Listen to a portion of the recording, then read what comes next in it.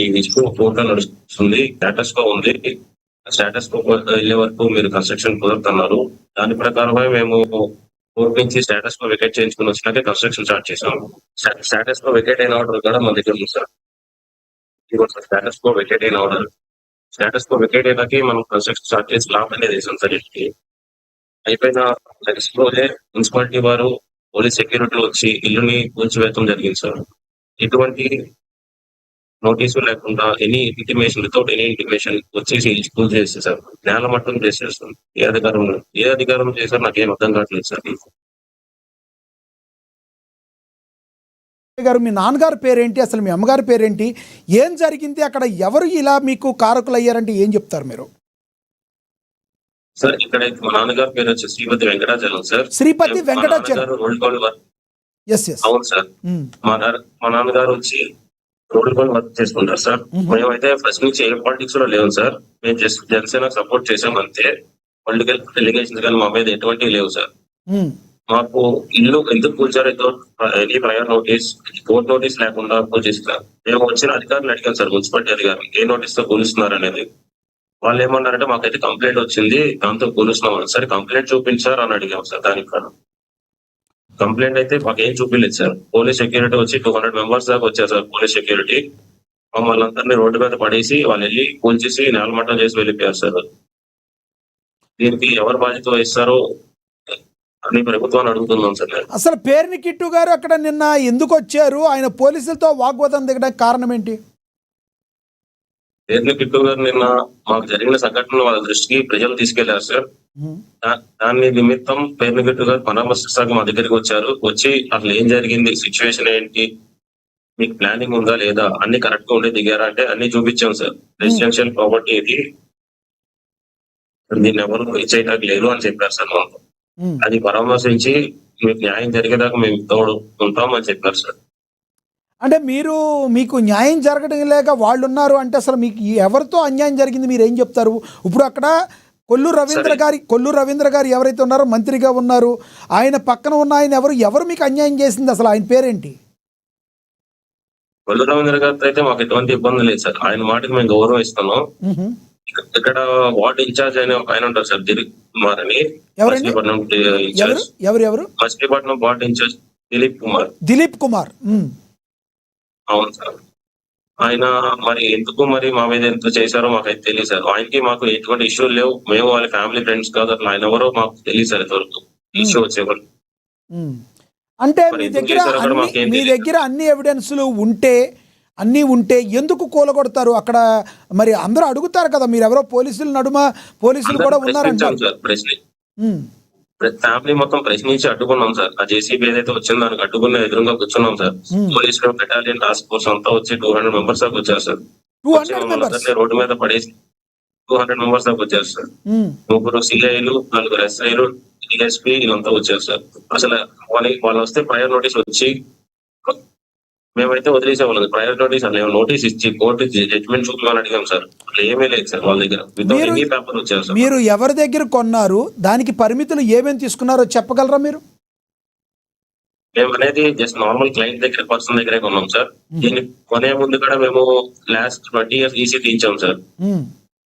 దానిలో ఎవరు ఎటువంటి బాధితులు అంటే ఇప్పుడు ఎవరైతే మాకు అపోజిషన్ గా కేసు ఫైల్ చేశారో వాళ్ళు ఏమనేది లేదు సార్. అందులో కేసు ఎవరు ఫైల్ చేశారు? ఇటు అపోజిషన్ వాళ్ళు కొండపల్లి అని వాళ్ళు ఫైల్ చేసేస్తున్నాం ఆపోజిట్. అసలు ఏంటి, మీకు ఏ న్యాయం జరగాలనుకుంటున్నారు, ఎవరి ద్వారా జరగాలనుకుంటున్నారు మీరు? మేమైతే కొల్లు రవీంద్ర గారు న్యాయం చేయాలి. ప్రెసెంట్ రూలింగ్ మినిస్టర్ ఆయనతో అయితే మాకు ఏ ప్రాబ్లం లేదు. ఆయన మాట గౌరవిస్తున్నాం. మేము ఆయన ప్లానింగ్ పర్మిట్ కూడా ఉంది మా దగ్గర. అట్లా ఏ ప్రయర్ నోటీస్ లేకుండా హౌస్ ప్రైవేట్ ప్రాపర్టీలో ఎలా డిమాలిష్ చేస్తారు. సో కొల్లు రవీంద్ర గారితో ప్రాబ్లం లేదు, కానీ కొల్లు రవీంద్ర గారి ఫ్రెండ్ ఎవరు అంటున్నారు, దీపక్ అన్నారు మీరు? దిలీప్ సార్, ఆయన వచ్చి ward incharge sir. Ward incharge, ఆయనతోనే మీ ప్రాబ్లం అంటారు? అంటే ఆయన క్రియేట్ చేసుకున్నారు, మాకైతే ఏం ప్రాబ్లం లేదు. ఆయనకి అలా క్రియేట్ చేసుకుని మేమైతే అతనితో ఎటువంటి అలిగేషన్స్ పడలేదు డైరెక్ట్ గా. ఆయన ఏంటంటే మొత్తం గవర్నమెంట్ ఎంప్లాయీస్ యూజ్ చేసుకుని మున్సిపల్ అథారిటీస్ ని మా మీదకి పంపించి ఇలా చేశారు సార్. అంటే మిమ్మల్ని ఏమన్నా అడిగారా ఆయన? మీరేమన్నా ఇవ్వలేకపోయారా ఏంటి? అది మొత్తం చెప్పగలరా ఏమన్నా? ఏంటి ఆయన వచ్చి ఇది కన్స్ట్రక్షన్ నిమిత్తం మేము ప్లాన్ కి అప్లై చేసే ముందు ఇంజనీర్ దగ్గరికి వెళ్ళాం సార్, ఉమ్, లోకల్ ఇంజనీర్స్ దగ్గరికి. ఉమ్. వాళ్ళు ఏమన్నారు, ఈ సైట్ ఇష్యూ ఆయన హ్యాండిల్ చేస్తున్నారు, మీరు ఆయన దగ్గరికి వెళ్తే ఆయన సెటిల్ చేసి పెడతానికి ఇష్యూ ఉంది దీని మీద అని చెప్పారు సార్. ఏ విషయం ఉందండి అక్కడ?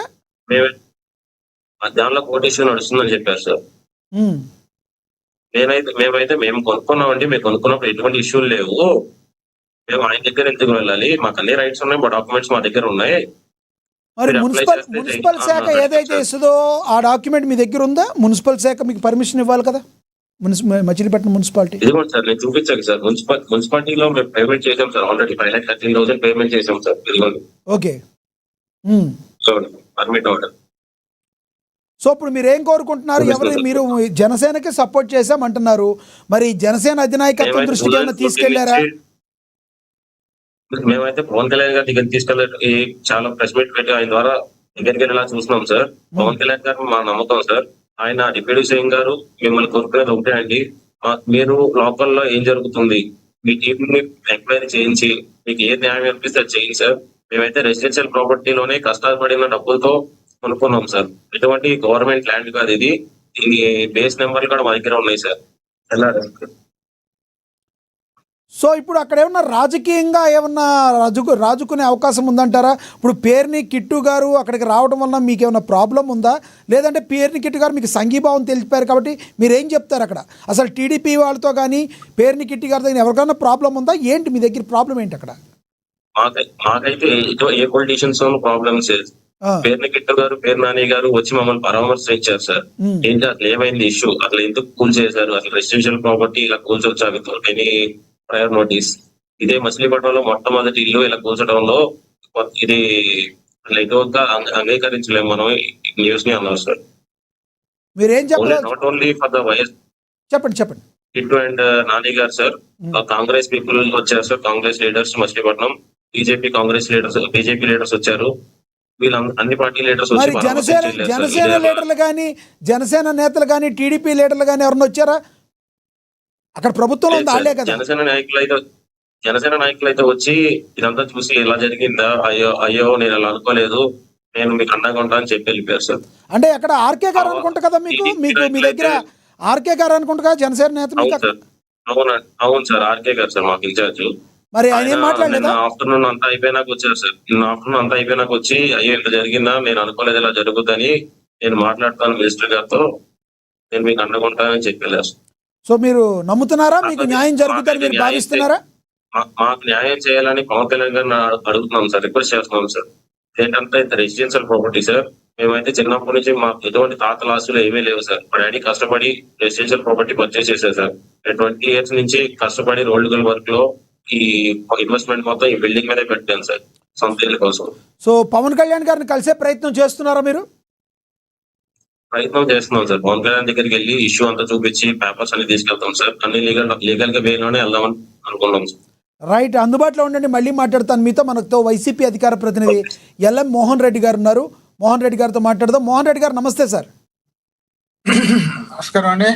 మీకు ప్యానెల్లో పాల్గొన్న విజయశేఖర రెడ్డి గారికి, అదేవిధంగా బాధ్యతగా ఉన్నటువంటి వారితో పాటు చూస్తున్న వీక్షకులకు అందరికీ పేరు పేరున హృదయపూర్వకంగా నమస్కారాలు. మోహన్ రెడ్డి గారు, ఏంటి ఇక్కడ పేర్ని కిట్టు గారు నిన్న వాళ్ళకి జస్ట్ సంఘీభావం తెప్పటాకి వెళ్ళారు, అక్కడ పోలీసులు చాలా మంది వచ్చారంటున్నారు. మీరు దీని మధ్య ఏమన్నా రాజకీయ కోణం ఉందని మీరు అనుకుంటున్నారా? ఈయనేమో